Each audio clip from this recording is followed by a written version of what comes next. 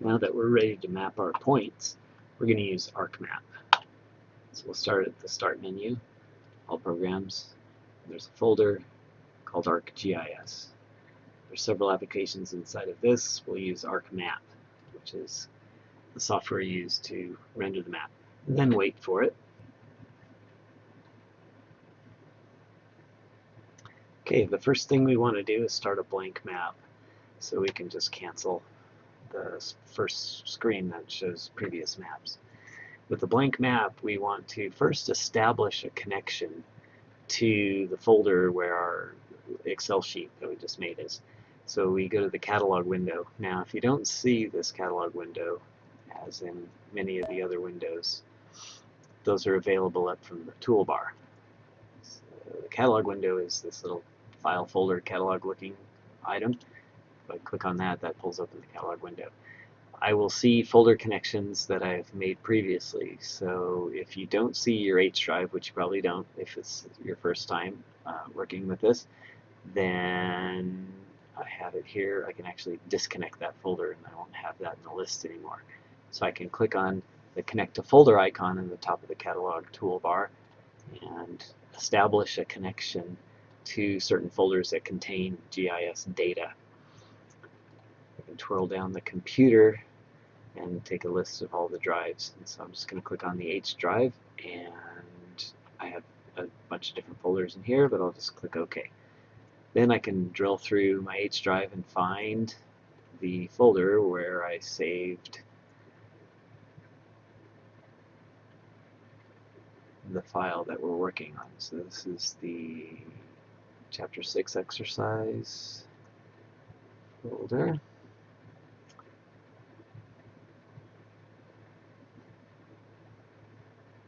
sure which one it is. It should have sheet 2 in it.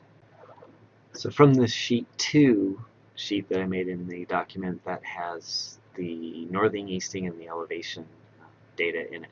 So a right click and I create a feature class, which is similar to creating a layer from the table itself. That's the option I want to pick. Now the X field is going to be the easting, and the Y field, of course, will be the northing. We don't really need the Z field because we're going to do something different with it anyway. We're just going to label the points. We do want to create a coordinate system, and that coordinate system is going to be the New Mexico coordinate system, which has a code of 2259. That's the easiest way to get it. And that is the North American Datum of 1983 State Plane, New Mexico West coordinate system. And I'll click OK. And that is all you need besides making sure that it goes in the right place. Once I've made this shapefile, I can add it to the map. And here are the points. Notice I have a double point 10 here where we ended. Okay, so maybe I want to label these points and I want to draw a traverse. So we can label features, and this will label it based on the point number, but you can change that. Maybe we want to label it with the elevations as well. So we'll do a little bit of labeling right now, and then we'll draw the traverse. So under labels, right now it's on point, but if I can also label it based on elevation, perhaps I want it on 2 different elevations, or 2 different fields. So I can use the point number and I need an ampersand in between them, and perhaps I can put a line break in between them. That would be a VB new line. So notice I'll put an ampersand between each statement in the expression. So I can click verify to see how that's going to work. So point 10 and elevation. Click OK. Now I have these points labeled. I can also change the shape of the point style. There's a nice little X or a spot elevation perhaps, or we could do just a circle. It's a fairly big circle. 9 points is 1/8 of an inch, so we'll try that. can make it a different color. So these points. Okay, we'll talk more about labeling those points. Now I want to draw the traverse. Now this would be a different kind of layer. This is a point layer, so I want a line layer. So I'm going to right click on my folder. I can make a new shapefile. I call them layers, but they're also called shapefiles. Layers can be different file formats too. So this will be my traverse lines. So I'll just call it my traverse and make sure I'm on polyline. And again, the coordinate system is going to be the 2259. And that's the New Mexico West state plane coordinate system. I'll click OK. This will be added to the map immediately. And now I can use this layer to draw the traverse. So the first thing to do is right click on the layer and go to Edit Features. In an edit session, I can draw these lines. So for this set of data, the points started at point 11. There are 2 points 11, so I need to make sure I'm alright with that. Under the editor toolbar, which you may or may not see, but you can toggle it on and off with the pencil and the vertices icon next to these other windows. Then I need to turn on my Create Features panel and tell ArcMap which layer, the points or the line layer that I want to edit. So I click on Traverse, and I can use lines, rectangles, or different shapes to draw, but line is what I want, so I click on that. That is the default. Okay, I want to start on point 11, but there are 2 of them, and I believe if I zoom in, these are very much on the same point, so I can zoom back out and just click on it, and I start drawing a line. And I can go from point 1. Now, I could keep going, but I want to establish a single line for each traverse, so I'm going to hit F2. And then click from 1 to 2, and hit F2. 2 to 3. I can also right-click, and what we're doing is finishing each sketch to produce a single line for each traverse arc.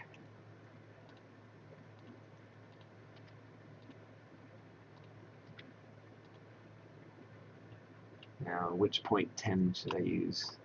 The one that was not given, but the one that was measured. So I believe it was this one. F2.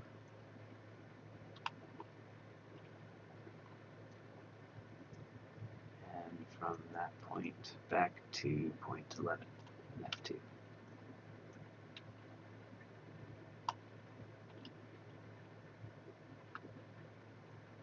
Okay, once I'm done, I want to stop editing and save the edits. We can change the line type, and the first thing I want to do is look at the attribute table.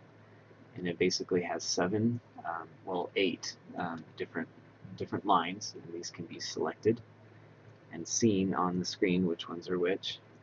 But I also want to label these and add more data to them, such as their bearing and distance. And so I want to add 2 more fields to this, and I can use the ID field as the point number field or the course number field. So a couple easy things to do are right-click or click on the tool options or the table options and add a field. And this field will be, it's important that it's spelled correctly and capitalized, so direction. And this is going to be a double precision. Actually, it's going to be text, sorry. And it needs to be long enough, which I think 25 will be long enough. And another field for distance.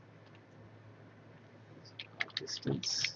And this is going to be a double field. and the distance could be quite long, so I'm going to make the precision, which is the number of characters or digits it can hold, and the scale is the number of decimal places, or the 3 decimal places. So that's called scale in ArcMap.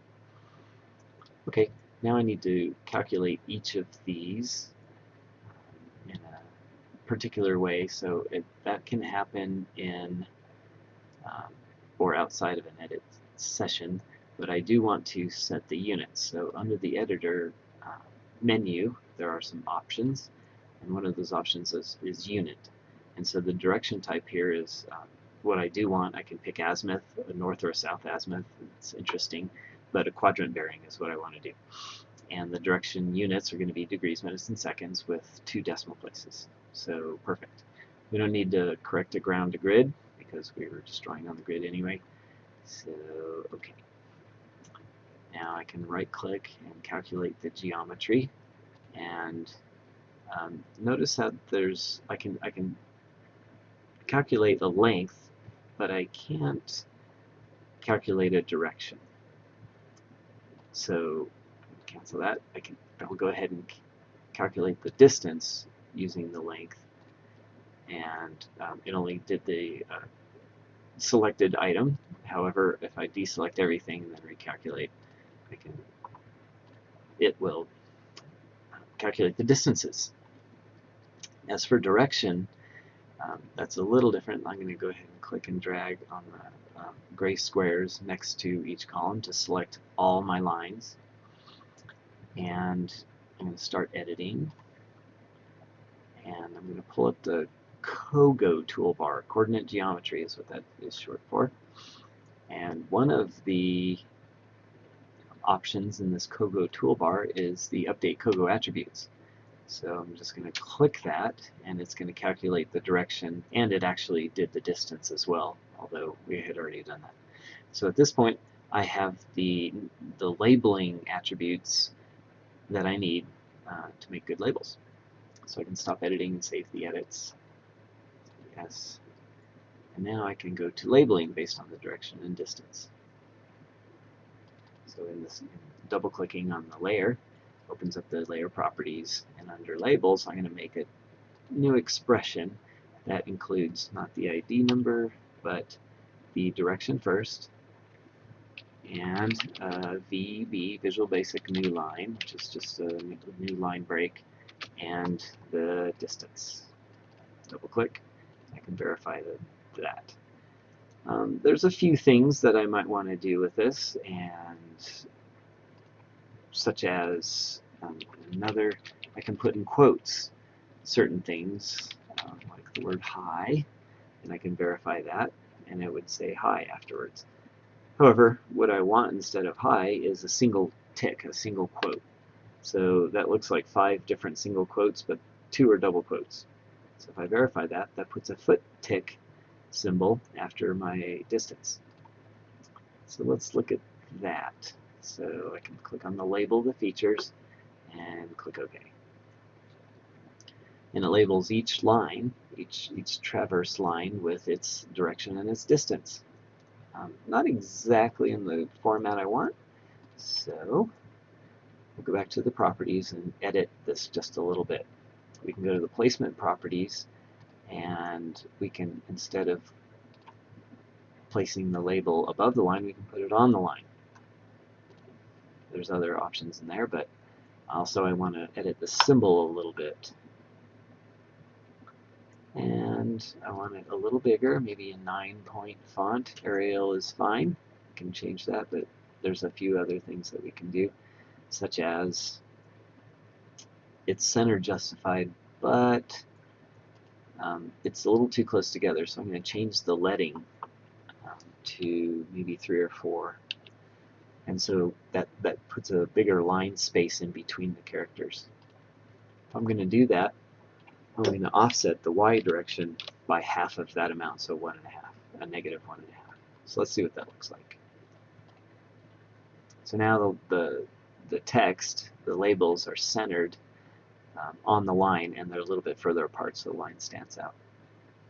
The symbology for the line should be a little bit thicker. We're going to go 1.5 points, which is and black, which is roughly 53/100ths of a millimeter. There we go. There's a couple options here to distinguish between these points. We can not label both of these points. So I'm going to change these labels a little bit. Under the expression, we have the point number and the elevation, and that's all well and good. I also wanted to put a foot tick after that, and so double quote, single quote, double quote, and okay that. The other problem is I don't want to label both .10s and .11s, so we can do this in a variety of ways, and one of them is to look at the attribute table. I have to decide which .11 and which .10 I wanted to do. Now the first .10 here, and I believe the last .11 were actually the first 2 points. These first two were calculated instead of measured. So we'll take those, and we could either label them differently or just take them out of the labeling. So one way to do that would be to just establish a query on the feature ID, because each of these are unique, and that's the only ones that are unique. So we can go to the properties, and under the labels, we now don't want to label them all the same way. We want to define a class of labeling, and we can make it the default class, but we'll just query out based on the feature ID. For 0 and 1 we don't want. So if they are not equal, if the feature ID is not equal to 0, or the feature ID is not equal to, oops, not too many, 1, so I have a feature ID is not equal to 0 or feature ID equals not equal to 1. And make sure that or is an and that way if the feature ID is 0 and the feature ID is 1, it'll not select both those, and that way we can apply that and look at the difference. Now those first two .10 and .11 points are no longer being labeled, so that's what I wanted. The other issue I'm having is that the placement property, these point labels are on top of the lines, and so I don't really want that. I do have some placement property options here, but that should be on the line layer. If I weight the lines with a conflict detection, if I put a feature weight as high, that allows the, actually I'll put it at medium, and put a, I don't need a buffer, and okay, and if I apply that, that forces the point labels to not intersect the lines.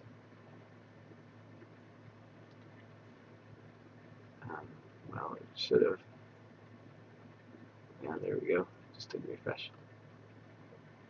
Okay. One more thing, I want to just edit the point just a wee bit more, so I'm going to edit the symbol. We can layer our symbols for our points and as well as lines. So in this case I have 2 points. This point I want to make it a white color and make it slightly smaller.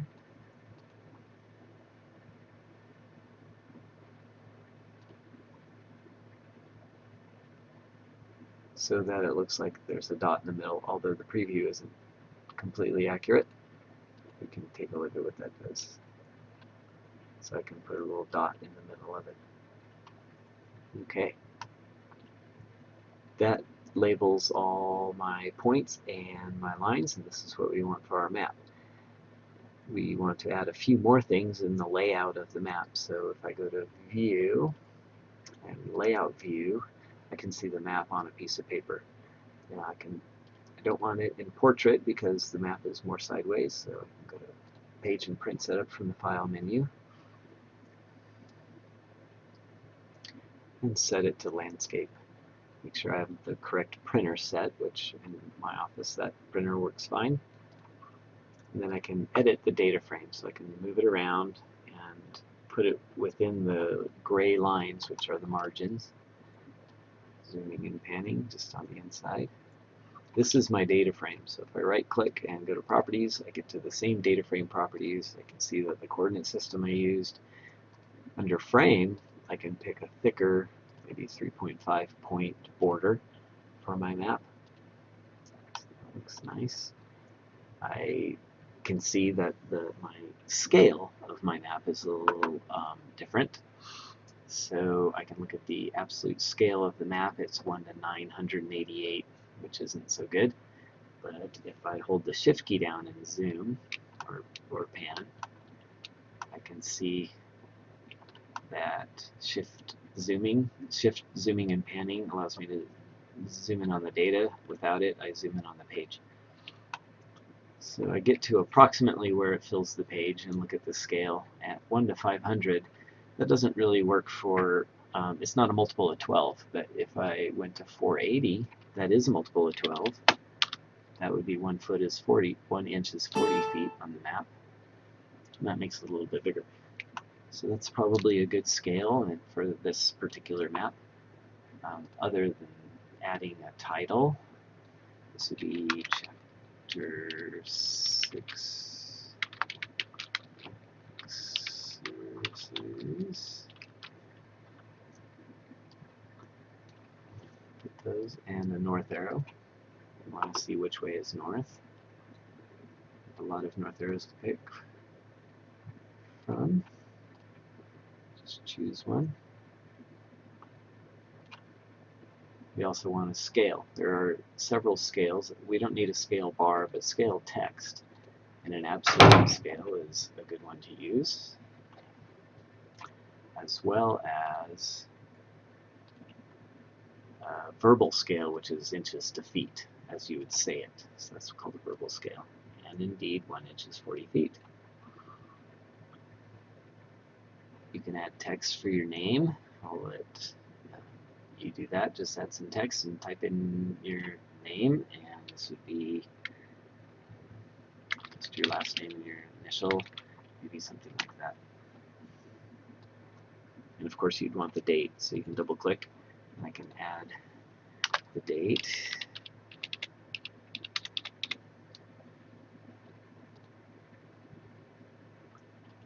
I might want to left justify that. This is basically the assignment. There is one other step that is useful, and we're going to use the internet to augment this map with some aerial imagery. This imagery comes from the county, so sjcounty.net.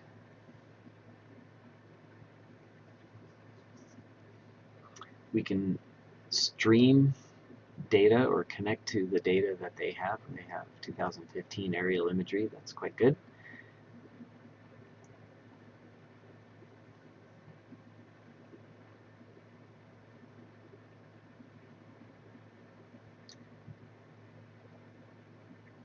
Under departments, there's a geographic information systems, and if I go to maps and data, at the bottom of this page there's a web mapping service, and the first one is the 2015 imagery. So I'm going to right click on that link and copy the link address. Then I can come back to my catalog window, and at the bottom I can see I can add a WMS server. I already have it here, but I'll go ahead and, well, I don't have it connected, so I can just add a, double-click that and add a WMS service, and I'm going to paste that server address. And after I do that, I get layers, and that is the layer I want to get, the 4 and 6 inch imagery, and I don't need to use an account. Once that's connected, I can twirl those down until I find the layer that the imagery is on and just add it to the map. And that's okay. Just close that and wait for it to read the information from the county server. And we should get some imagery. Now we can see where the points lie, and we can compare after this. And I'll add some data after I come back from the conference, and we can take a look at where the points compared to the GPS gathered points. I might want to, it looks like the text is easy enough to read over the imagery, so we can just leave it like this, and this would make a good map. Maybe the title could go where it's easier to read, and adjusting some of these items. We can adjust their color or put a background on them, such as this north arrow, which is a little hard to see, or my name down here. We can go to its properties and change the symbol and put a background on it. I have to edit symbol, and I think under formatted or advanced we can put a text background and look at the color of it. Just make it white. There's a lot of clicking there, but now I have a white background, and we can do that with any of these items, maybe even the title. Do that one more time. Change symbol, edit symbol. Under advanced text, I can put a text fill pattern. A text background. And its properties under its symbol, make it white as well. Okay, out of everything. And now I have this nice text background. It comes with a leader, but I can just move the leader back to the box to make it look like it's in a box. You can see that these 2 points are still selected in cyan. I can clear those selected points, and at this point I am done with my map. We can print simply by saving, and make sure you do save, but there is a print dialog where you can send this to the printer.